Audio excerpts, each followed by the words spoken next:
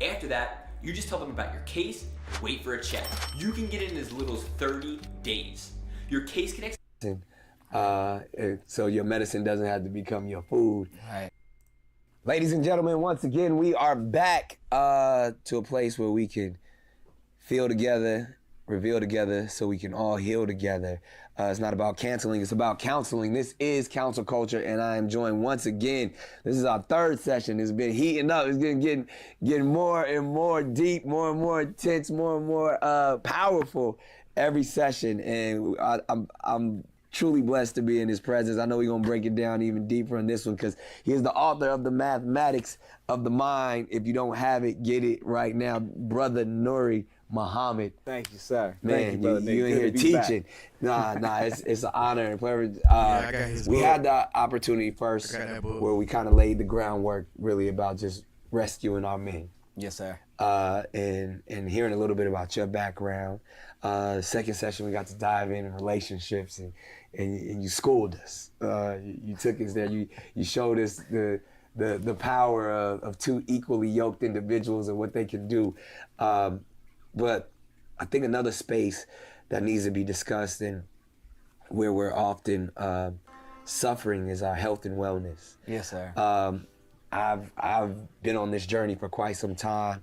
Myself being diagnosed with different things from a young man, from everything as from ADHD to in my adult age to things like lupus and many different things that I've struggled with. But what I found is that, health is the true wealth. That's right. And as we know from powerful books like Eat to Live, yes, sir. That I live by, Wow. I mean, that from the Honorable Elijah Muhammad, that food is our energy, food is our medicine. So your medicine doesn't have to become your food. Right. And you've taught on this so much. I mean, and even, we're still creating for all those out there. It's coming, the Dr. Savy documentary where we talk about the African biomineral process, where we learn about who we are as a people and what we're supposed to put into our bodies. Yeah. Because there's certain things that to be honest, that we're not supposed to ingest. And that's right. That, currently 90% of the things that are in the grocery stores weren't there 100 years ago. And most of them are plastic. Yeah. And right. we're ingesting all of these things, but I've heard you teach on this so much. But one thing I found that is really profound that I would love for you to share with our audience is the color code of food. Wow, yeah. Well, it allows you, it's God's original barcode. Can you make money by mailing people money? Sounds weird, right? Well, my students and I have delivered hundreds of millions of dollars to thousands of people while earning more than a full-time income. That allows you to become your own nutritionist when it comes to figuring out what you need at that time.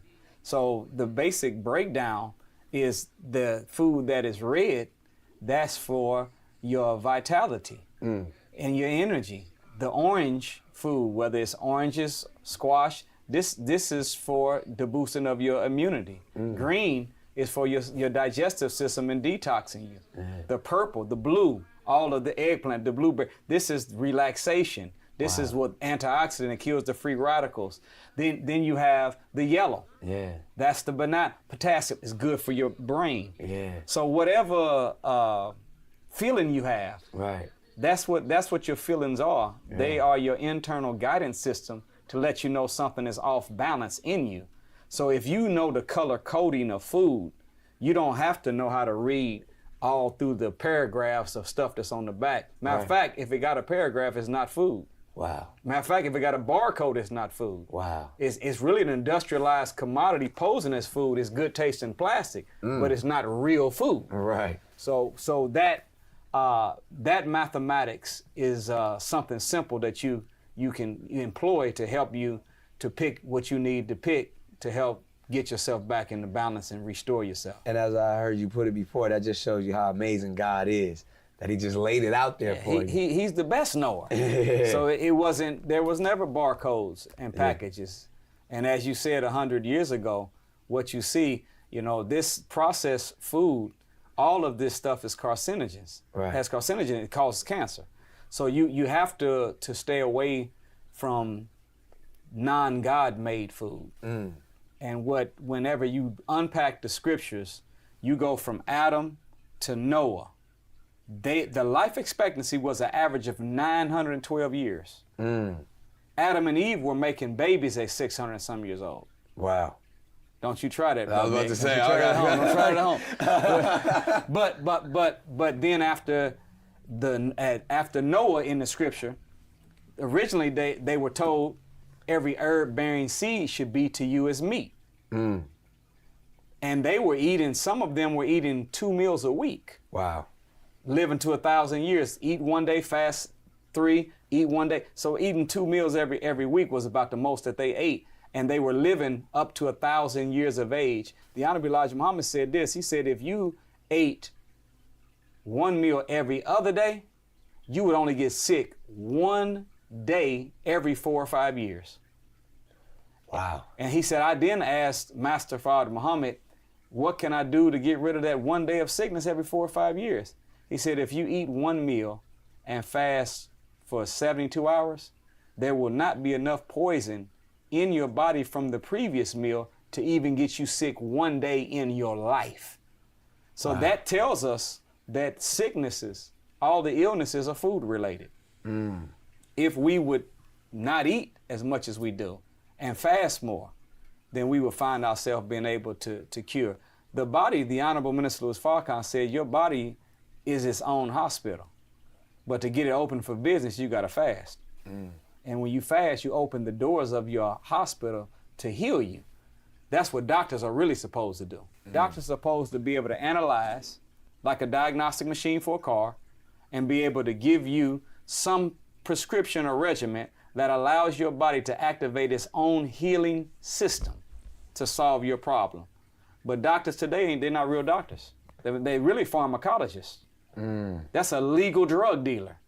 Pharmacologist. That's what they are. So they come in there and they don't keep no dope on them. Yeah. They kingpin. Just write a little script. Girl, Send you gotta go see it my guy at the trap house. At the trap house. CVS, Walgreens. Go to my trap and go get my guy in the back. Just go to the window. He'll hook you up. Wow. And then you walk out of there with that little plastic bag all stapled up, a little brown paper bag stapled up. But it's dope. Man. So we live in a culture. What the Honorable Elijah Muhammad was teaching in How to Eat to Live was not symptom suppression. He was teaching you how to cure problems you had and be immune to problems that were coming. He wasn't teaching you how to operate and be a victim. He was teaching you how you could eat to be a victor. He didn't want you to have a pill as a coping mechanism. He wanted you to have a diet as a conquering mechanism for life. So How to Eat to Live, it is the age reversing, disease destroying, life and life more abundantly system God gave to him for us. And Dr. Sebi salutes the Honorable Elijah Muhammad as the one that activated him to even begin his study and his practice to figure out, what was best for us. And he followed it to a great deal. How to Eat to Live. So true. I mean, now you say we got to make sure you in the documentary, man. Everything, even maybe I might just take that clip right there and put it in the documentary. But I mean, I've learned so much about that journey, and even like as a student of How to Eat to Live, it's definitely changed my life from even hearing, Malcolm X only ate once a day and just different disciplines of fasting that I practice often. And as you said, we're currently in the middle of Ramadan. Yes, for someone who doesn't understand that, can you speak on the spiritual practices of that and the benefits that come with it? Well, Ramadan is the 9th month in the lunar calendar. We follow the Gregorian calendar, which is all messed up. It's all messed up. That's why every year, all the stuff is all on different dates. But in the lunar calendar, it stays consistent. Right. April was the first month, right? Or well, they call it, I don't know what exactly, it's not even, it doesn't have any of the month names that America in the West has. Right. But so Ramadan would be like September. Right. They're September. Right. But it's the month that the Quran was revealed in. It's first started getting revelation. Muhammad first started getting revelation in Ramadan. So they made the month of the Quran. And to show a salute to the scripture, you fast. And it's a month of spiritual purification. There's no food or drinking or sexual intercourse with your wife or husband during the daylight hours. Right. And the lesson that comes from it, you do it for 30 days. Think about this: food, water, and sex. These are three things that either brought us here or keep us here. So if you can conquer and master for 12 to 15 hours a day what brought you here and what keeps you here, how easy is it for you to stop smoking a cigarette or to stop drinking or any other bad habit you want to break? So it becomes a month of spiritual purification, recommitting yourself, and we don't argue. We try not to watch anything foul, and that's something to think about too, because you can fast for multiple things. It's every physical, mental, and spiritual. Fasting is the only thing that I know that touches all of those with no side effects. The Honorable Elijah Muhammad said like this. He said, fasting is a greater cure than all of the pills of this world put into one bottle or a billion bottles. Wow. And it's a better cure for both mental and physical disease. Right. So once we know, and we learning it about diet, and that they called, they talk about electric food, but reality is this: everything in the food world or the thought world is either one or two things. It's either tonic or toxic. Anyone with $10,000 or more in credit card debt or personal loans may qualify for help from National Debt Relief. Minimum payments could literally keep you in debt for decades. $10,000 in debt can take anywhere from 14 to 26 years to pay off if you're only paying the minimums. And that's just $10,000. I know many of us have a lot more than that. Getting started is easy, and the process... Tonic means that it's positive, promotes healing. Toxic means it's negative and promotes disease and sickness. So the food that we eat, even the healthiest food, produce waste, or we wouldn't go to the restaurant. Right. So once you try to live a life where you are governing the three gates of the mind, the scientists of this world say it's only two gates. They say the eyes and the ears. Right. But it's the mouth too. So your mind, our mind, the raw material that our mind is made out of, is not based off of just what we see and observe and what we listen to. It's also based on the food we eat. Because at the end of the day, when you digest food, you're turning solid into liquid or physical into chemical. And the chemicals of the food that's broken down become ingredients that mix to the bloodstream. 60,000 miles of arteries go all through your body. The Honorable Elijah Muhammad said in 8 minutes and 20 seconds, 1 drop of blood can make it from the crown of your head all the way through your body to the sole of your feet and back to the crown. So when you eat food, that the chemicals in the food are going in your blood. The blood goes to your brain.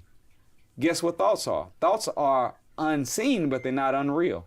They're electrochemical energy, fast-moving fluid. Right. So when you got chemicals of thoughts mixed with the chemicals of food, you can be thinking good thoughts, but if you're eating bad food, your bad food will corrupt your good thoughts. Wow. So the three gates, if we really want to be solid, holy, wholesome, holistic, we got to guard what we put in our eye, what we look at, what we listen to, and what we eat. And if we can make the three gates only open for that which is tonic, not toxic, we'll be a healthy individual, mind, body, and soul. Man, you teaching right now, and you simplify it. But how?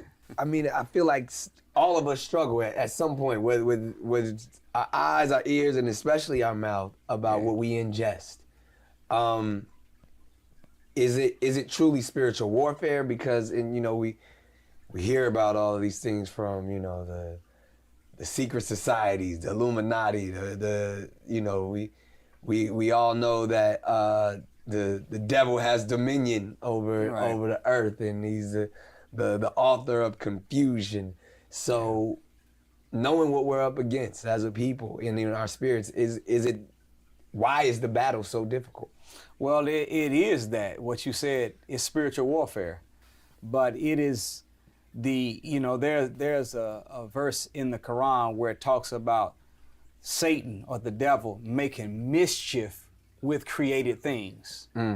He takes everything that is natural that you and I are inclined toward, and he amplifies it and gives a artificial version of it hijack your taste buds or hijack your urges so that he can pull you into something other than what's good and right for the sake of taste or pleasure. Okay. So that's a pleasure trap. Right. So the spiritual warfare that has to take place is on the inside. It's really inside. The battle is in the mind. Right.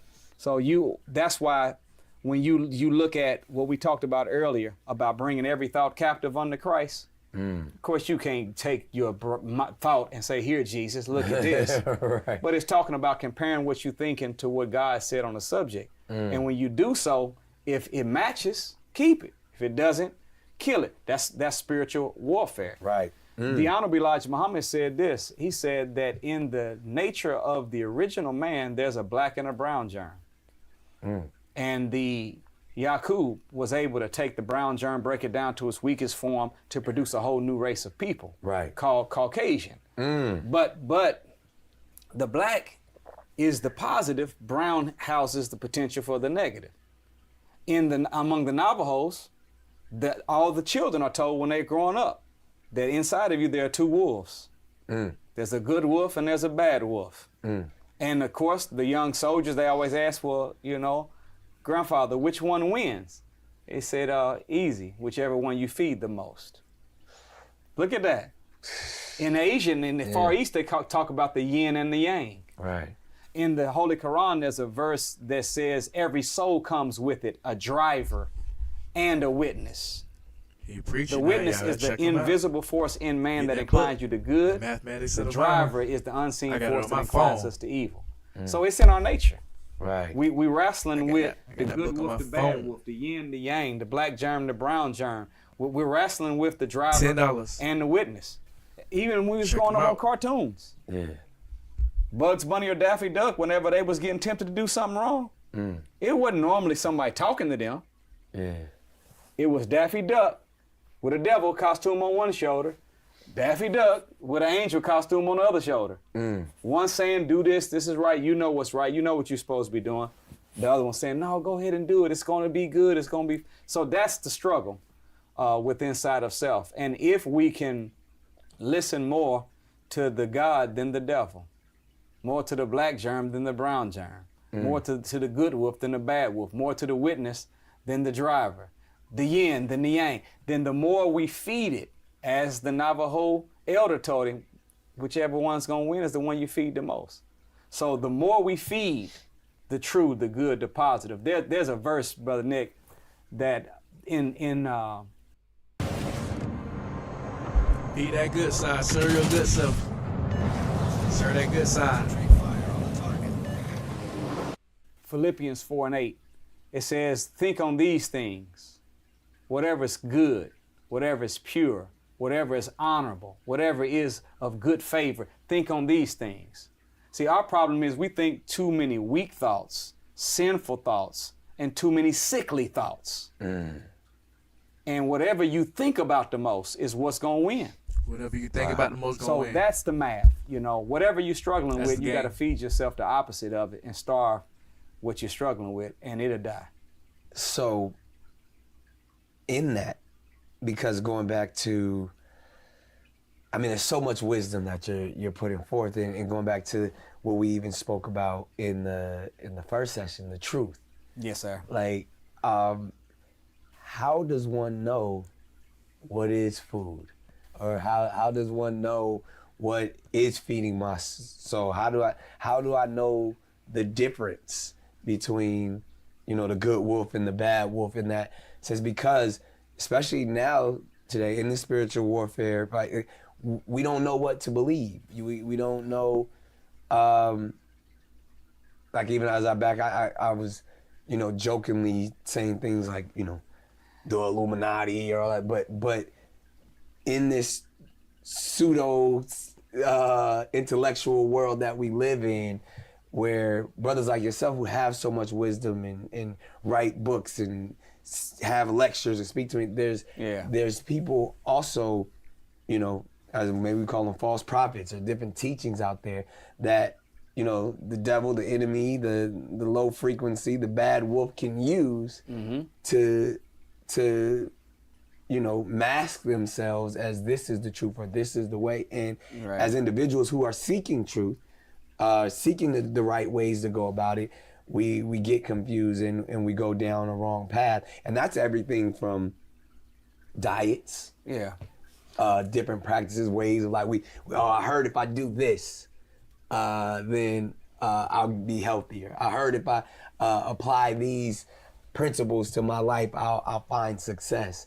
And it feels like, because so many of us out here are seeking that growth, seeking counsel, but they're, we're being led astray.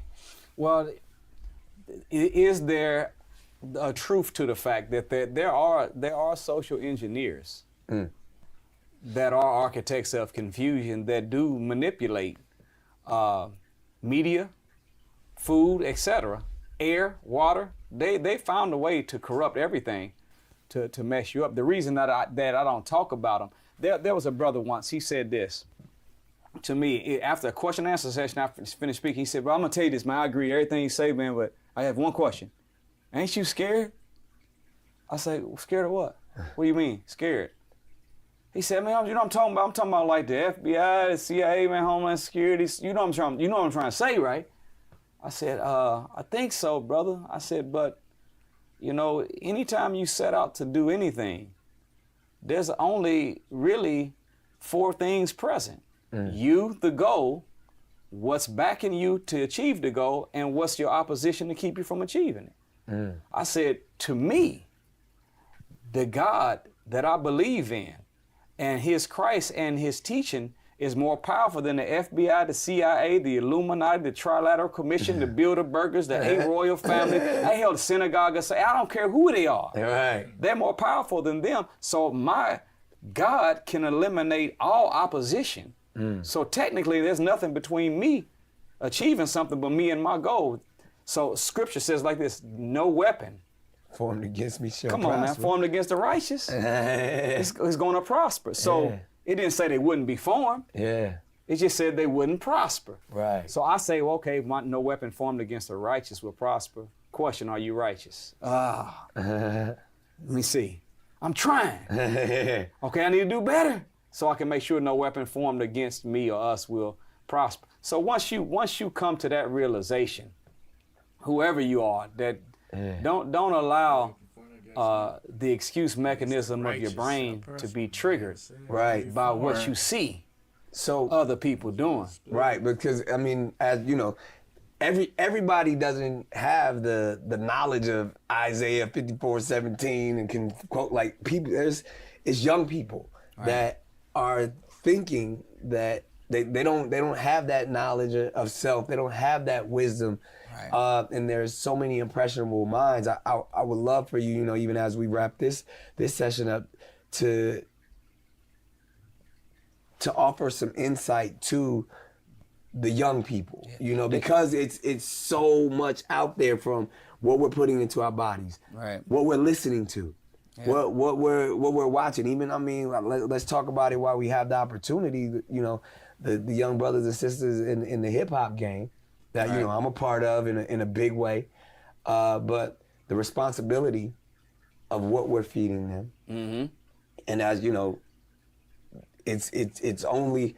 We come from the days of where hip hop actually started off as a teaching mechanism. It started off as a coda of the streets, a science, a methodology of communicating what was going on from one neighborhood to another neighborhood. But now it's been commercialized. Now it's been, so many things, bastardized, demonized, all of those things. All the above. Yeah. But I would say to the young, so now if they're hearing that being able to use the scriptures as an idea, a thought in your mind that you can use to check stinking thinking.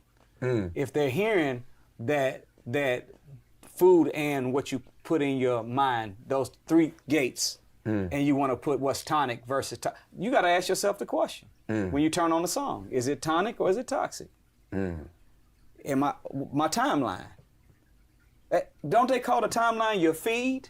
What are you is it tonic or is it toxic? So once you understand that basic principle, see, you can't, a good tree can't produce bad fruit. and a bad tree can't produce good fruit. That's the scripture. So you can't constantly be in a campaign of discipline downloading into your mind and into your mouth that which is tonic and live a life that's toxic. It's not going to work for you. So that's a simple formula. And I would submit to them that the highest form of knowledge of self that you're going to get is the knowledge of God that he gave to the Honorable Elijah Muhammad and is given to the minister today. Come see us. It's free. We don't charge for no sessions. Come see us. So we got to be more intentional. Right. We have to be more intentional about building up the most important entity in our possession that's the most valuable, most sacred thing. If in Proverbs 23:7 it says, as a man not driveth, so is he. Not as a man weareth, not as a man haveth in his pocket, but as a man what? Think it. So what does that tell you? The most important thing that you could have is your mind. Hosea 4:6 says, my people are destroyed from a lack of knowledge. Well, if my people are destroyed from a lack of knowledge, then the equal opposite to that would be we can be rebuilt by the acquisition of knowledge. Right. But it can't be just information. It has to be knowledge. Right. And there's a difference between information and knowledge. Information can be good or bad, true or false, but knowledge is always the truth. And if we feed our minds on the truth, then we'll be able to have that quality of life that we're looking for. I always tell the young soldiers this too, Brother Nick. When I go to speak in the schools, I tell them, remember this, young brothers and sisters, there's only two types of knowledge you're ever going to get in life. That's bought knowledge and taught knowledge. Bought knowledge is what you pay for with life experience. Right. But taught knowledge is what you learn by reading and by observing other people. There's a verse in the Quran that says, travel the earth and study the ends of those that have gone before you. Big Mama used to say it like this: a fool learns from their own mistake, while wise people learn from others. Yeah. You never see them showing you how good the airbags work to the new Benz, and they got the CEO in there driving it. Right. They always put the little plastic figures with the little yellow and black stickers. They call them crash Dummies. So a crash dummy is when you experimenting with yourself. So the more you learn from your experience, the less wise we become. So we got to read. We got to observe. They're in education, they say that the formula for learning is called CORE, C-O-R-E, communication, observation, reading, and experimentation. Our problem is we got it backwards. We just doing experimentation, not doing a lot of communication or observing or reading. But the real formula, do a lot of communicating. Right. With your elders, with the wise. Do a lot of observing of people that you want to be like and do what they do. People that you don't want to be like and see if you're doing what they were doing and change your habits. And reading. This book, when you open up a book, look at what it looks like. Looks like a bird. At least, when you couldn't draw that good. You know what I'm talking about. Yeah, absolutely. But this is what allows you, reading is the appropriate exercise to build up the brain muscle. So, Absolutely. I seen you on IG pushing the sled. Yeah. That's what builds up the legs. Yeah. You want to build up the bicep muscles, you curl. You want to build your chest, you got to press. Yeah. You want to build your back, you got to pull down. Yeah. You want to build your brain, you got to read and resist evil. Those are the exercises that make the brain muscle strong. And once you start opening books, guess what you start getting? You start getting wings. In the 5th chapter of the Quran, there's a verse that talks about how Jesus was made into how powerful he was. And it says in 5:115, it says that we gave him the knowledge of the Torah and the gospel. We gave him wisdom. We breathed in him spirit, et cetera, et cetera. And he became a flyer. Right. All that means is that he opened books and he was able to get his wings. And when the higher you are up, the easier you can travel. The farther you can go, the faster you can get there. Everything that's big to other people looks small to you because you up and you can see more than they can see. So the goal of reading should help you become that kind of flyer. That's why you can't go to a hotel and ask them for the best room. They're gonna tell you, well, yes, it's gonna be the presidential suite. Where's it at? Top. Yeah. Ain't gonna be down there by the gift shop. Yeah. It's gonna be top floor. Penthouse. Mayor's office. Yeah. Go to an apartment building. You say, I want the best you got. They're gonna give you the penthouse suite. Yep. Top floor. You know, so they call it the bird's eye view. So being up, the higher you can go up, the easier you can make your life. And the way you go up is you gotta read and you gotta resist evil. That's what strengthens the brain muscle. So that's what I would say to the young soldiers. There it is, on the highest frequency. And if you're gonna read, make sure you pick up the mathematics of the mind. My brother Nuri Muhammad, man, these have been some powerful sessions. Thank you, sir. My honor. Love, appreciate, respect to you and all that you bring. Like I said, highest class of civilization on the highest frequency. Thank you, sir. Like, subscribe, comment. This has been Council Culture. I know y'all fed. I know y'all full. It's been feeding us. Thank you. There sir. it is. Praise be to Allah. If you get injured in an accident, even as just a passenger,